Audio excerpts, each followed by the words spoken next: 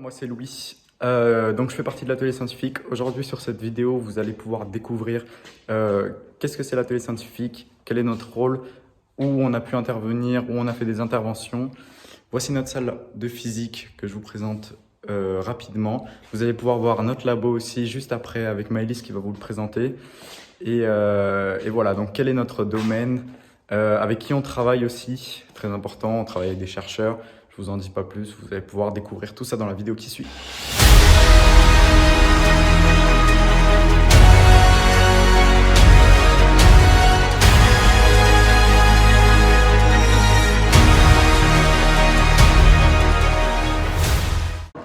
Bonjour, du coup moi c'est Maëlys. Je vous présente ici le labo où nous testons les expériences pour les enfants. Nous établissons aussi les protocoles ici ainsi que nous testons les jeux. Du coup je vais vous amener là-bas. Ici c'est la salle où on a tout notre mat possible pour nos expériences et à disposition. Donc moi c'est Mathieu, je fais également partie de l'atelier scientifique. Et pour mieux comprendre ce qu'est cet atelier, voici une courte vidéo d'animation présentée par Louis. Qu'est-ce que l'atelier scientifique du lycée Charles de Gaulle à Muret? Nous sommes une équipe de 11 élèves et 2 enseignants. Le but de cet atelier est de développer le goût des sciences, travailler avec des partenaires extérieurs et faire partager nos expériences avec différents publics. Quel est notre projet? Nous travaillons en partenariat avec le CNES, l'IRD, Institut de recherche et de développement et l'agence Adour-Garonne.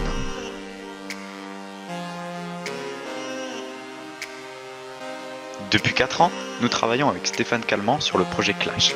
Ce projet est intégré à la calibration du nouveau satellite SWOT lancé en 2022, qui étudiera les hauteurs d'eau des océans, mais aussi des fleuves et des lacs.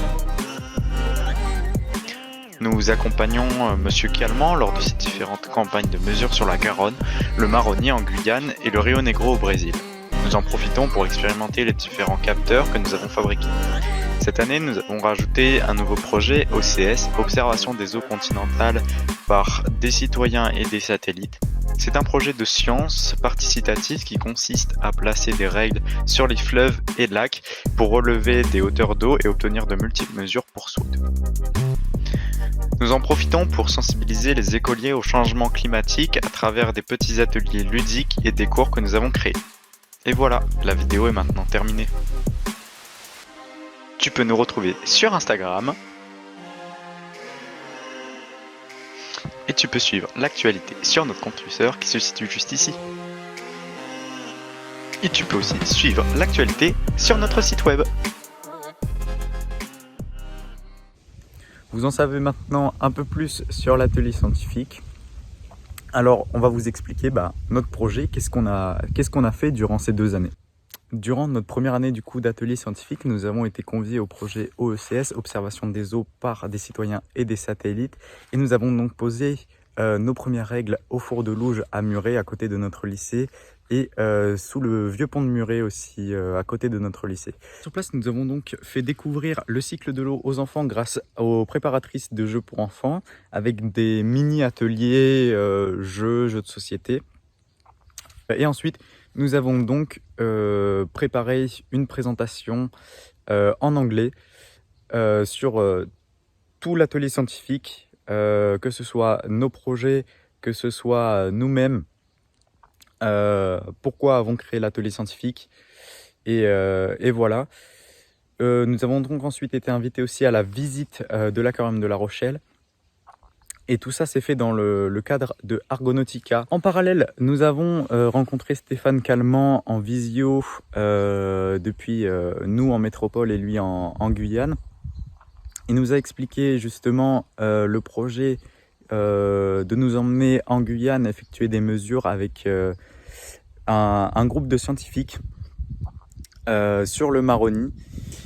Et nous nous sommes rendus après le 8 juillet en Guyane, tous ensemble. Enfin, une partie de l'atelier scientifique, nous étions 5 avec nos 2 professeurs qui nous encadraient durant tout ce voyage. Le jour J arrive, nous nous sommes rendus à l'aéroport de Blagnac pour pouvoir rejoindre 2 de nos professeurs. Par ensuite, nous avons pris un avion qui nous a amenés à Paris-Orly, puis ensuite un second pour aller jusqu'en Guyane. Le vol aura duré 8h30. Après ce long vol, nous sommes enfin arrivés à Cayenne.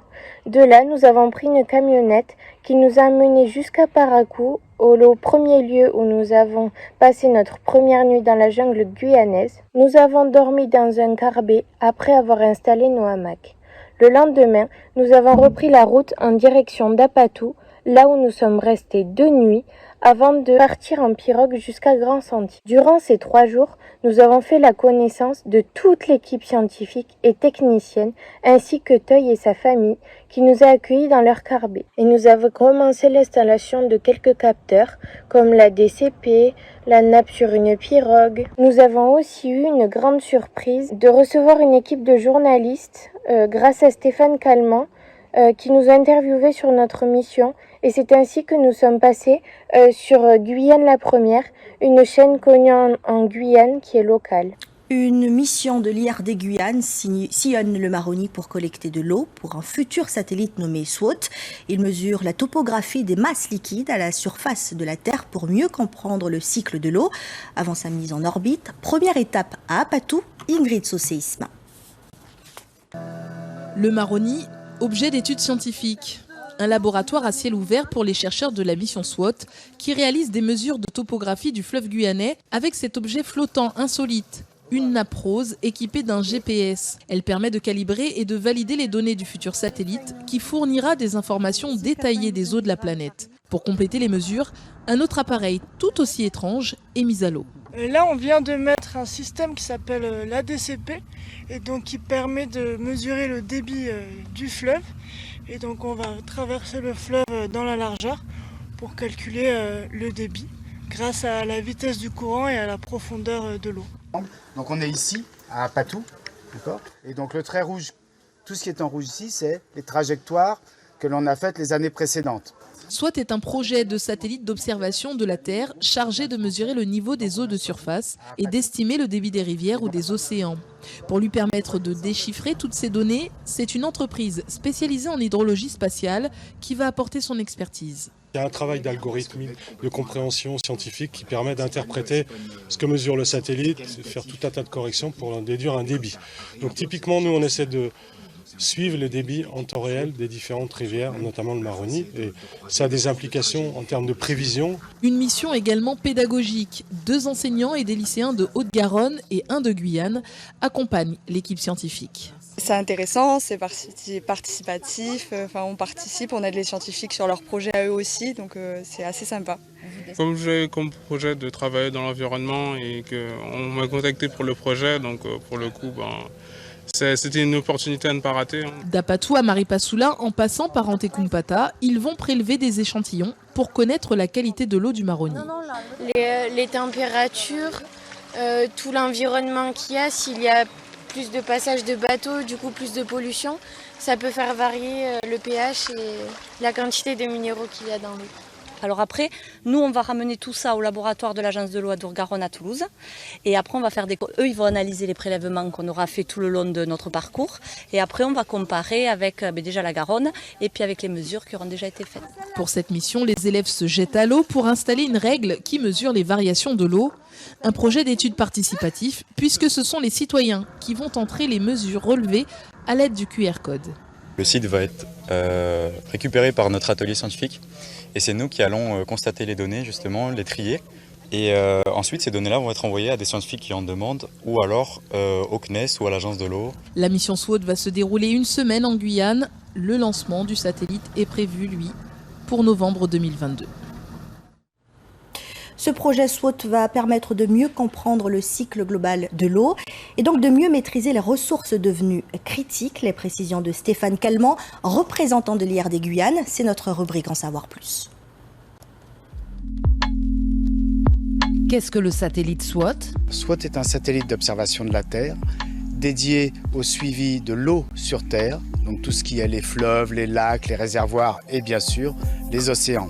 C'est une mission franco-américaine, donc pilotée par le CNES côté français et la NASA côté américain. C'est un grand programme international, le premier grand programme dédié à l'eau douce, en particulier pour la partie hydrologie. Quel type de données seront recueillies ? Comment seront-elles exploitées ? Les principales données qui vont être recueillies, c'est la hauteur d'eau sur les fleuves et sur les océans. La pente de la ligne d'eau, qui est un paramètre qui est très important pour la physique, en termes des équations pour la physique, et la largeur des fleuves. Toutes ces données vont être publiques. Elles seront distribuées par Internet, bien sûr, mais tout le monde pourra utiliser ces données. Et notre objectif, c'est que, par exemple, les agences de bassin, comme ici l'Office de l'eau, la DGTM pour la Guyane, aient accès complet à toutes ces données pour pouvoir servir au mieux et au plus rapidement possible les populations. Par exemple, sur les alertes de crue, sur les étiages. Comment a évolué le niveau de l'eau en Guyane ? Alors, on n'a pas beaucoup d'informations pour l'instant, c'est pour ça justement que l'on lance des satellites. Mais on voit bien, tout le monde voit bien qu'effectivement, ces dernières années, il y a de plus en plus de crues. Donc il y a clairement une augmentation des pics de crues. Et sur le plus long terme, c'est encore un sujet qui est très disputé parce que justement, on manque d'informations. Par exemple, ici, on est sur le bassin du Maroni et on ne sait pas trop combien d'eau coule sur la partie du Suriname. Donc, le satellite va nous apporter toute cette information qui va permettre de savoir sur le long terme comment vont évoluer les grands fleuves de Guyane. Nous sommes repartis le lendemain à Grand-Santi. Durant le trajet, nous avons effectué des mesures et des prélèvements sur le Maroni. Arrivés à Grand-Santi, nous avons découvert notre nouveau carbet et avons passé la nuit dans nos hamacs. Le lendemain matin, nous avons pris la pirogue pour nous rendre dans le nouveau carbet à Maripasoula pour 2 nuits. Sur le chemin, nous avons effectué des mesures. À la fin de ces 2 jours, nous nous sommes redirigés vers Grand-Santi où on y passera 2 nuits. On a une nouvelle fois prélevé l'eau du fleuve, puis nous redescendrons en direction d'Abatou pour les 2 nuits suivantes. Avant notre départ, Toy nous a remerciés en organisant une soirée. Nous avons ensuite repris la route le lendemain matin pour rejoindre Parakou et y passer notre dernière nuit en hamac. Il nous restait alors plus que 2 jours en Guyane. Nous avons donc décidé de visiter les lieux importants, comme le centre spatial guyanais de Kourou. De là, nous avons pu voir le centre de commandement ainsi que les pas de tir d'Ariane et Vega. Après la visite, on est allé au restaurant situé à Cayenne. Le jour suivant, nous sommes allés aux îles du Salut, puis on a mangé au restaurant. Pour la dernière nuit, nous avons dormi à l'hôtel et avons dit notre dernier au revoir à Stéphane avant de rejoindre notre vol pour retourner en métropole. Merci à toutes et à tous d'avoir visionné cette vidéo.